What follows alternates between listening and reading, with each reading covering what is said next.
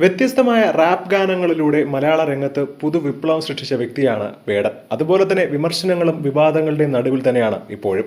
രണ്ട് പെൺകുട്ടികളാണ് വേടനെതിരെ ലൈംഗിക അതിക്രമണത്തിന് പരാതി നൽകിയിട്ടുള്ളത്. എന്നാൽ ഈ പരാതിയും അന്വേഷണമൊന്നും വേടനെ ബാധിക്കുന്ന ഒരു വിഷയമേ അല്ല. വേടൻ ഇപ്പോൾ പുതിയൊരു ജീവിതത്തിലേക്ക് കടക്കാനുള്ള തയ്യാറെടുപ്പിലാണ്. ഏറെക്കാലമായി ഒരു പെൺകുട്ടിയുമായി വേടൻ പ്രണയത്തിലായിരുന്നു. നവമി ലത എന്നാണ് പെൺകുട്ടിയുടെ പേര്. വേടന്റെ ഏറ്റവും ജനപ്രീതിയാർജിച്ച ഗാനങ്ങളിലൊന്നായ മോണലോവ നവമി ലതയെക്കുറിച്ച് എഴുതിയതാണെന്ന് വേടൻ തന്നെ പറഞ്ഞിട്ടുണ്ട്.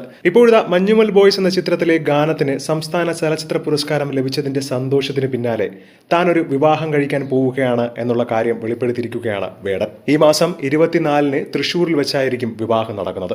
വളരെ സിമ്പിൾ ആയിട്ടാണ് വിവാഹം നടത്താൻ പദ്ധതിയിട്ടിരിക്കുന്നത്. അതുകൊണ്ട് തന്നെ രജിസ്റ്റർ വിവാഹമായിരിക്കും. എഴുത്തുകാരിയും തൃശ്ശൂർ സ്വദേശിനിയുമായ നവമി ലതയാണ് വേടൻ വിവാഹം കഴിക്കാൻ പോകുന്ന പെൺകുട്ടി.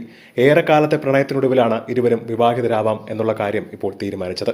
കഴിഞ്ഞ ദിവസം നടന്ന സംഗീത പരിപാടിയിൽ CPM സംസ്ഥാന സെക്രട്ടറി MV ഗോവിന്ദനാണ് വിവാഹത്തെക്കുറിച്ച് പുറം ലോകത്തെ അറിയിച്ചത്. ആരെയും അറിയിക്കാതെ തൃശ്ശൂരിൽ ലളിതമായ ചടങ്ങുകളോടെ വിവാഹം നടത്താനായിരുന്നു ഇരുവരും പദ്ധതിയിട്ടിരുന്നത്. എന്നാൽ MV ഗോവിന്ദൻ ഇക്കാര്യം പരസ്യമാക്കിയതോടെയാണ് പുറം ലോകം അറിയുന്നത്. എന്തായാലും തന്റെ വിവാഹമാണെന്നും എല്ലാവരുടെയും അനുഗ്രഹം എന്റെ കൂടെ ഉണ്ടാവണം എന്നുള്ള അറിയിപ്പോട് കൂടിയാണ് വേടൻ വേദിയിൽ നിന്നും മടങ്ങിയത്. എന്നാൽ അതേസമയം വേടന്റെ വിവാഹ വാർത്ത പുറത്തുവന്നതോടുകൂടി ഒരുപാട് പേർ ഇപ്പോഴും വേടനെ വിമർശിച്ചു കൊണ്ടുവരികയാണ്. പെൺകുട്ടികളുടെ ജീവിതം തുലച്ചതിന് ശേഷം സ്വന്തമായ ഒരു ജീവിതത്തിലേക്ക് കടക്കുന്നു.